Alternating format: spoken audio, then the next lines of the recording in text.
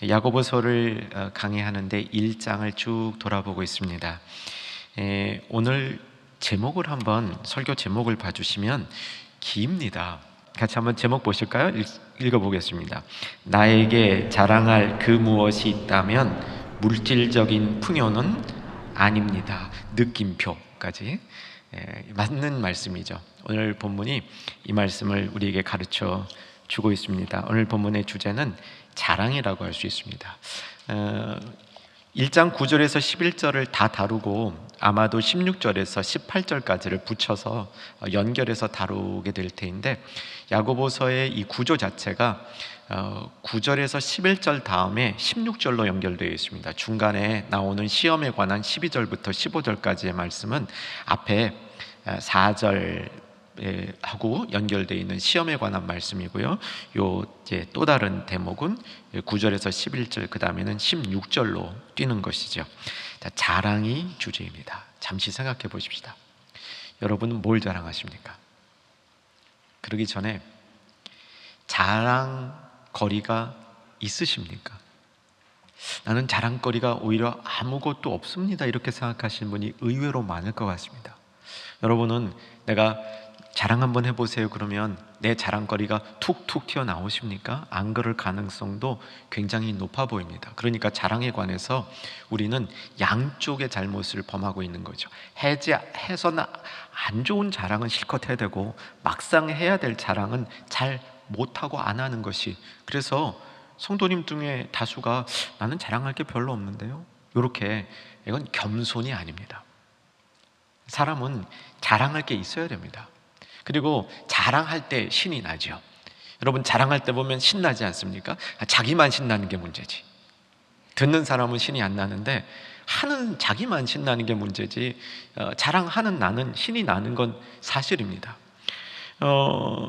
특별히 뭐를 자랑하냐면, 오늘 야고보서는 이제 그 당시로 볼 때 두 가지 이 자랑을 많이 하는데, 하나는 부를 자랑하는 것이고 또 하나는 모양새를 자랑하는 것이다, 이렇게 설명하는 거죠.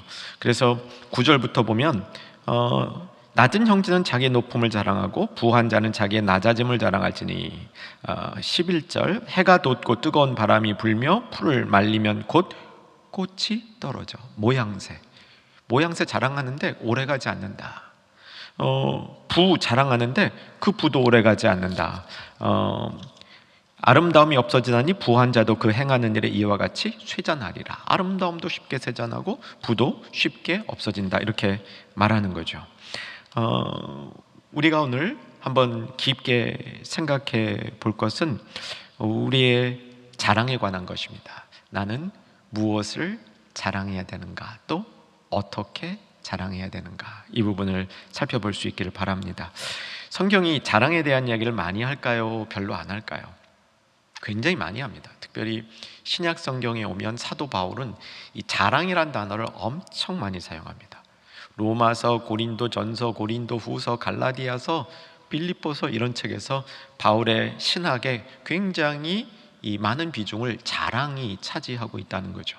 바른 것을 자랑하자, 이렇게 권면하고 있습니다. 우리가 보통 인간들은 뭐를 자랑합니까? 이제 그 야고보 시대 때는 부와 모양새였는데 우리도 마찬가지인 것 같습니다. 가장 많이 자랑하는 게 자신의 부 많이 자랑하죠. 있는 사람들 자랑합니다. 또 뭘 자랑하죠? 힘 상당히 자랑하죠. 힘 좀 있으시면 그 힘 있는 것을 드러내려고 노력을 합니다. 또 우리 많이 자랑하는 게 자녀가 잘 되면 자꾸 자랑하고 싶죠. 우리의 모습이죠. 자신이 이룬 업적도 많이 자랑하고 싶습니다. 구약에 보면 자신의 업적 이룬 거 막 자랑하는 그런 인물이 여럿 있었는데, 사울 생각해 보시면 좋겠죠. 사울이 자기가 이제 한 것을 이렇게 드러내기 위해서 기념비를 세우죠. 사울의 잘못 중에 하나였습니다. 외모 많이 자랑합니다. 사실 외모 굉장히 자랑할 만한 것 같아요. 이렇게 정말 잘생기신 분들, 이런 분들 보면 다른 사람들이 그거 보고 부러워한, 점점 이 시대는 이 시대에 와서는 더 그런 요소들이 강해지는 것 같습니다. 자, 그러면 이제 우리가 이런 것은 경험적으로 아는데, 그러면 진짜 우리가 자랑해야 될 것은 무엇이라고 생각하십니까? 여러분 속으로 답을 한번 해보시기 바랍니다. 하나 찾으셨으면 2개, 3개 더 찾아보시기 바랍니다. 여러분 성경 속에서 들은 것을 기억해도 좋고요, 성경은 뭐를 자랑하라고 그랬는지 여러분 마음속에 그 답을 한번 떠오르시기 바랍니다. 구약을 한번 가보면 구약에서 예레미야서 9장 24절 자막으로 볼 건데, 예레미야서 9장 24절에 보면 이런 거를 자랑하라 되어 있습니다. 같이 한번 보십시다. 자, 읽으십시다. 자랑하는 자는 이것으로 자랑할지니 곧 명철하여 나를 아는 것과 나 여호와는 사랑과 정의와 공의를 땅에 행하시는 자인 줄을 깨닫는 것이라. 나는 이 일을 기뻐하노라. 여호와의 말씀이니라. 여호와를 아는 것 자랑하라고 얘기합니다. 여러분 이 자랑 저와 여러분의 자랑으로 삼았으면 좋겠습니다. 그리고 그 여호와를 알 때 뭘 하냐면 여호와는 사랑이시고 정의이시고 공의라는 사실을 아는 거, 여호와께서 그거 기뻐하신다고 얘기합니다. 우리의 자랑의 방향이 바뀌어야 됩니다. 왜냐하면 사람은 자랑해야 됩니다. 자랑하라고 만들어져 있습니다. 그런데 우리의 죄성이 헛된 것을 자랑하게 만드는 것이 문제라는 거죠. 정말 자랑해야 될 것을 자랑하고 자랑하기 위해서 그것을 추구하는 것이 바른 것일 때에는 참 좋은 일인데, 세상의 것에 우리가 눈을 돌리고 세상의 것을 자랑하는 것, 이것이 우리의 육체 속에 담겨있는 탐욕이라는 말씀인 것이죠.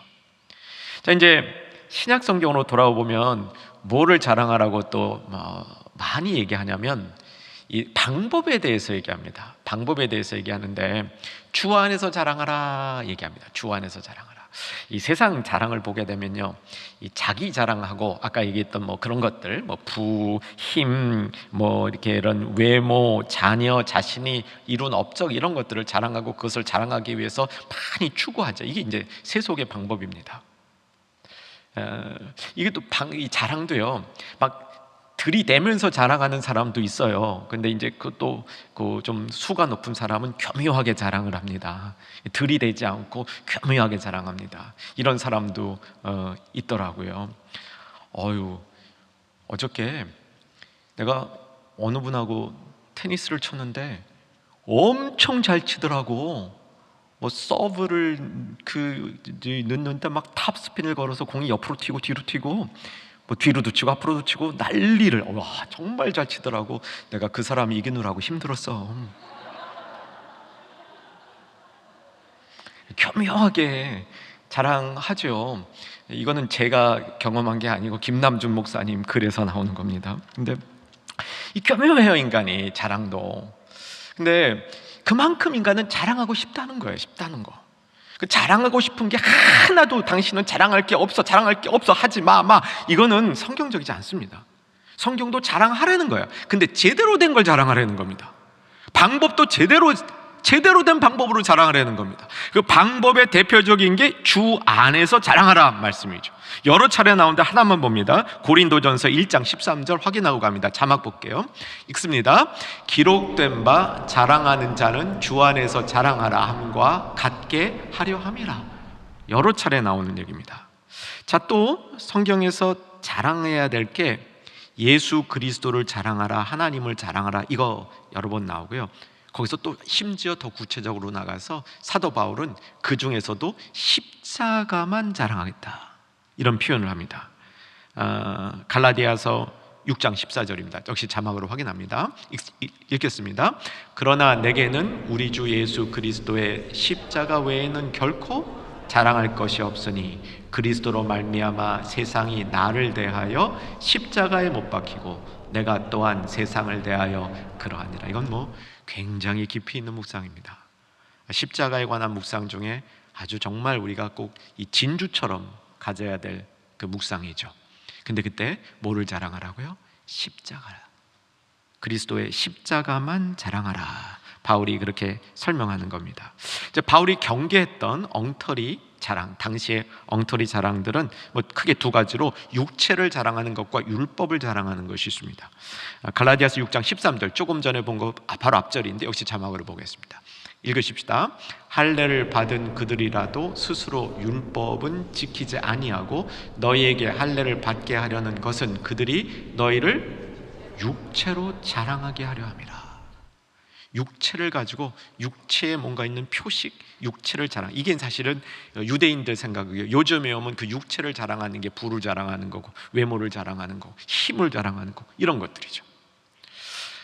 그 다음에 율법을 자랑하는 것도 이제 육체, 율법이 똑같은 겁니다. 율법을 잘 지키는 걸 육체에 담아서 그것을 자랑하려고 했던 것이 당시 바울이 경계했던 자랑의 모습이죠. 사랑하는 여러분, 저는 저와 여러분을 이렇게 축복하기를 원합니다. 우리 자랑할 것이 많은 성도 되기를 주 안에서 소망하며 축원합니다.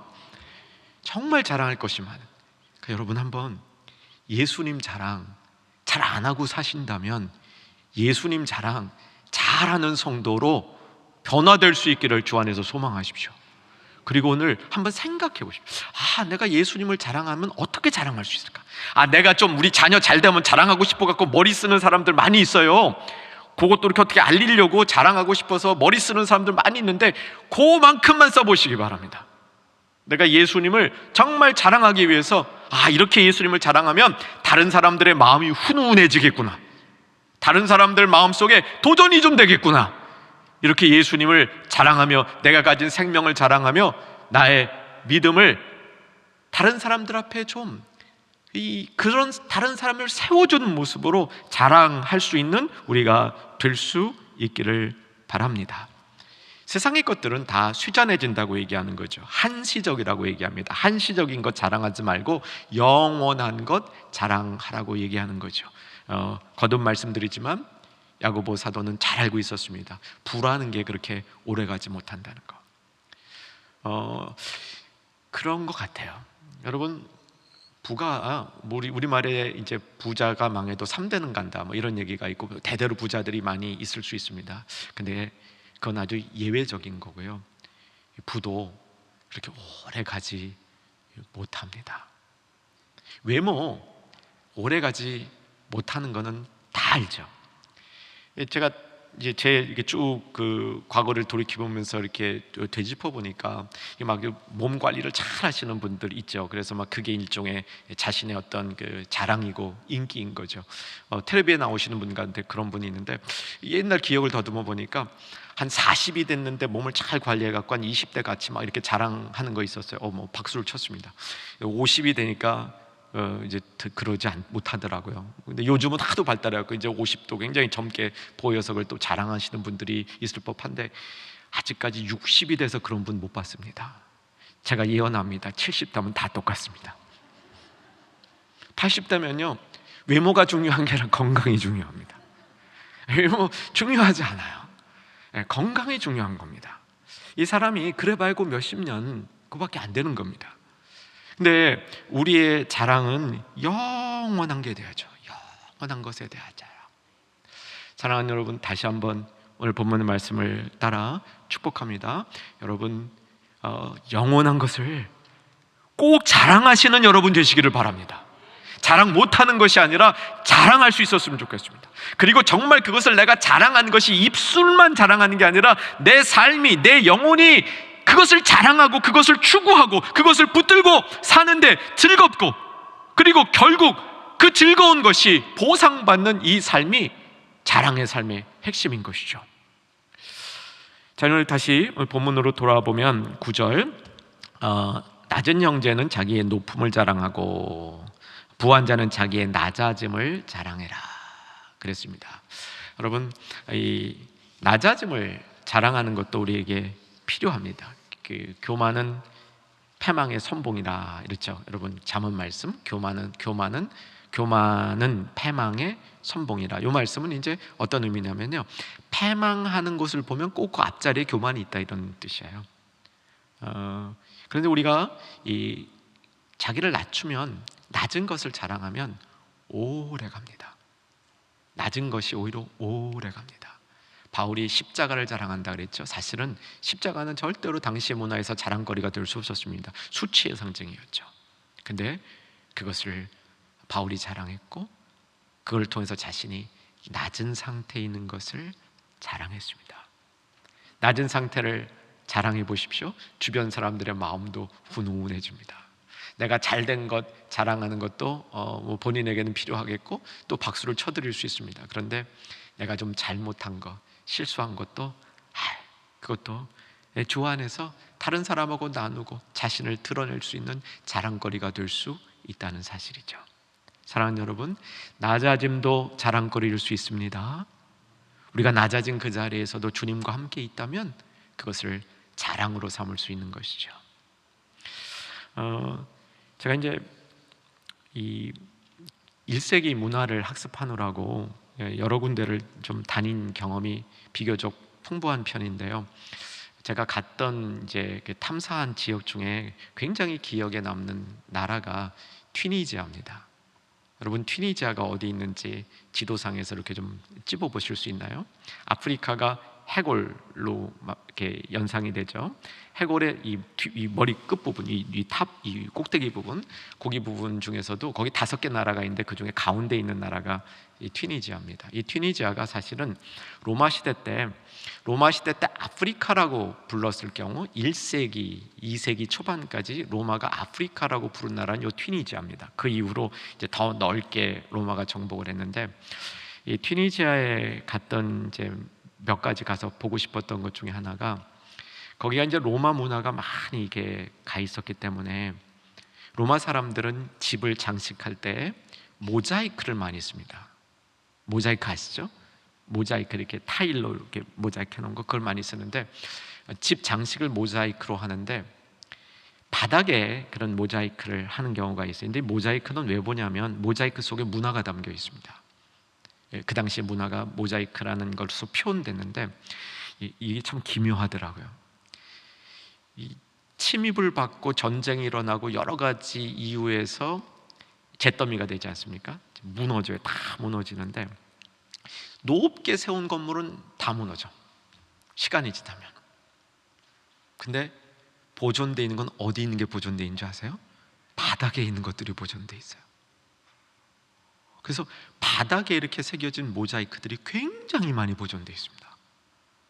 그걸 보면서 이렇게 나름 연구를 했는데, 연구보다는 진짜 깨달은 건 뭐냐면 지금 이거예요. 여러분, 낮은 데 있는 게 더 잘 보존됩니다. 높은 데 있는 거는 무너지기 쉽습니다.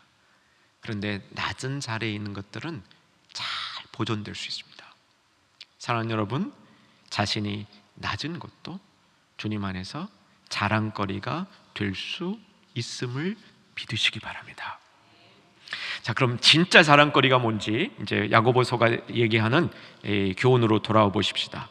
진짜 자랑거리는 16절, 이제 내 사랑하는 형제들아 속지 말라, 그러니까 9절에서 11절까지 부나 모양 가지고 자랑하는데 속지 말라 얘기한 다음에 17, 18절이 그 진정한 자랑거리를 설명하고 있습니다. 같이 한번 잘 읽으셔야 됩니다. 먼저 17절 집중해서 읽으십시다. 시작. 온갖 좋은 은사와 온전한 선물이 다 위로부터 빛들의 아버지께로부터 내려오나니 그는 변함도 없으시고 회전하는 그림자도 없으시니라. 자, 저를 한번 봐주시고요. 우리 앞에 야고보서 이제 설교를 쭉 들으시면서, 이건 제가 사실은 자주 강조하는 부분입니다. 야고보서 1장 5절을 얘기할 때, 누구든지 지혜가 부족하거든 후히 주시며 꾸짖지 아니하시는 하나님께 구하라, 그랬죠. 이 말씀에 대해서 저는 이 부분에서 우리가 꼭 눈여겨봐야 될 게, 지혜가 부족하거든 니네가 구할 지혜가 이런 것들이다 라고 가르쳐 주지 않고, 지혜가 부족하거든 하나님께 나가라. 그리고 그 하나님이 어떤 분이시냐? 후히 주시며 꾸짖지 아니하시는, 주시는 분이라는 거예요, 하나님께서. 그러니까 무엇을 얻을 때 내가 얻고자 하는 그것을 구하는 게 아니라 하나님이 주시려는 분이라는 사실을 먼저 알아야 된다는 겁니다. 그리고 하나님이 주시는 그것을 받으라는 겁니다. 내가 필요가 있습니다. 그래서 구해야 됩니다. 맞습니다. 구하지 않는 게 아주 안 좋습니다. 그런데 구하는데 내가 구하는 그것만 받으려고 그러지 말고, 나는 구하는데 하나님이 주시려 하는 것을 받으려 하는 이런 지혜가 있어야 된다는 얘기입니다. 왜 그런 줄은 아시죠? 하나님이 내게 필요한 것을 나 자신보다 더 잘 알고 계시다 믿어지시죠? 그래서 하나님이 주시는 그것을 받으려, 그리고 하나님이 무엇보다도 주시려고 애쓰시는 분이라는 겁니다. 그래서 우리가 받을 수 있다고 얘기하는 거죠. 그래서 야고보서는, 야고보서 전체가 뭐 긴 책이 아니지 않습니까? 5장인데 5번에 걸쳐서 하나님이 어떤 분이신지를 설명을 합니다. 이 구절들이 야고보서에서는 굉장히 중요한 구절입니다. 야고보서 1장 5절에서 그랬고요, 1장 17절에 두 번째로 하나님이 어떤 분이신지를 설명하는 겁니다. 어떤 분이라고 말씀하시냐면 변함도 없으시고 회전하는 그림자도 없으시니라. 하나님은 일관성이 있으신 분이라 얘기합니다. 그리고 여기서도 똑같이 좋은 은사와 온전한 선물을 주시는 분이라고 얘기합니다. 변함없는 분께서 온전한 선물을 주신다고 얘기합니다. 이 5개 다 보진 못하고요, 이 5개 중에 가장 초점이 되는 5장 11절로 가보십시오. 5장 11절 제가 읽어드릴게요. 보라, 인내하는 자를 우리가 복되다 하나니 너희가 욥의 인내를 들었고 주께서 주신 결말을 보았거니와. 그 다음이에요. 같이 읽으십시다. 주는 가장 자비하시고 긍휼히 여기시는 이시라. 긍휼을 주시는 분이라는 거예요. 자비를 주시는 분이야. 일관성 있게 야고보서는 계속 하나님이 주시는 분, 지혜를 주시는 분, 은사와 선물을 주시는 분, 긍휼과 자비를 주시는 분, 이렇게 하나님을 설명하고 있는 것이죠. 좋은 은사와 선물이 다 위로부터 빛들의 아버지께로부터 내려오나니. 하나님이 주시는 것이 은사와 선물이라 이렇게 이야기합니다. 여기 앞에 있는 은사라는 것은 하나님이 주시고자 하는 것, 이렇게 보시면 좋을 것 같습니다. 선물은 특정한 이렇게 대상이 되어서 우리에게 공짜로 주어지는 것을 선물이라고 하죠. 하나님께서는 계속 이것을 우리에게 주시려 하는 분이다라는 것이죠. 이것을 받는 자세는, 우리가 어린 아이들은 저희 아이들도 그랬지만 선물을 주면 선물 자체를 좋아하지, 그거를 준 사람이 누구인지 왜 줬는지 별 관심이 없습니다. 여러분, 그러지 마시기를 주 안에서 강력하게 소망합니다. 이 선물을 받았을 때 선물보다는 선물 주신 분에 대한 마음과 뜻이 더 중요한 거죠. 그렇게 될 때 어린아이에서 성인이 되어지는 겁니다. 하나님과의 관계도 마찬가지죠. 하나님이 우리에게 주시는 것 굉장히 좋죠. 하나님이 우리에게 허튼 거 주시겠습니까? 하나님이 이렇게 좋은 거 주시죠.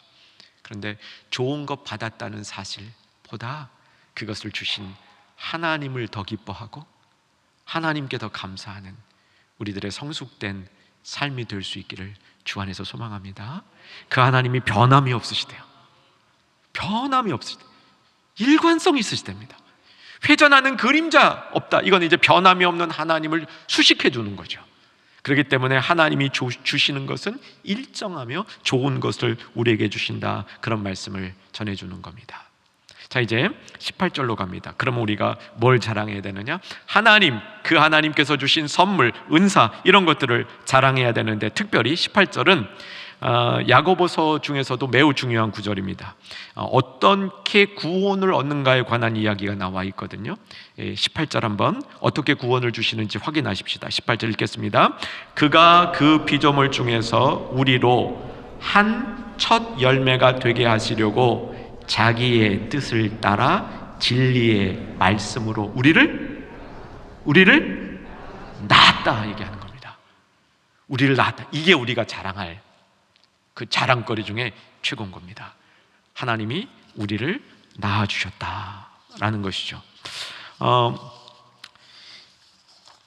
다시 한번 이제 18절 내용을 살펴보면, 첫 열매가 되게 하시려고, 첫 열매, 우리로 하여금 첫 열매. 이 첫 열매는 하나님의 창조의 개념이 그 안에 들어있는데, 하나님이 세상을 창조하시면서 이 땅을 하나님 대신 통치하시면서 하나님 뜻으로 이끌어갈 그 인물들을 세우셨다. 그래서 그 인물들이 첫 열매로 역임을 받았다는 거죠. 근데 한 첫 열매라고 되어 있습니다. 이 첫 열매라고 되어 있지 않고 한 첫 열매, 이것은 이 영어 번역에 보면 a kind of 이렇게 돼 있어요. 그래서 이 한 첫 열매가 첫 열매가 되는 그런 종류의 사람들이다, 이렇게 표현하는 겁니다. 그러니까 여기 우리 충영교회 오늘 이 대면 예배 드리시는 분들, 또 비대면으로 이 자리에 예배 드리시는 분들, 또 시간 이외에 좀 바쁘셔서 나중에 들어오셔서 이 기도에 참여하실 분들, 이 모든 분들이 하나님 세계에 하나님 나라를 이끌어갈 사람들인데, 한 첫 열매라는 건 뭐냐면 다 비슷하면서도 개성이 다 다르다는 겁니다. 다 개성이 다른 겁니다.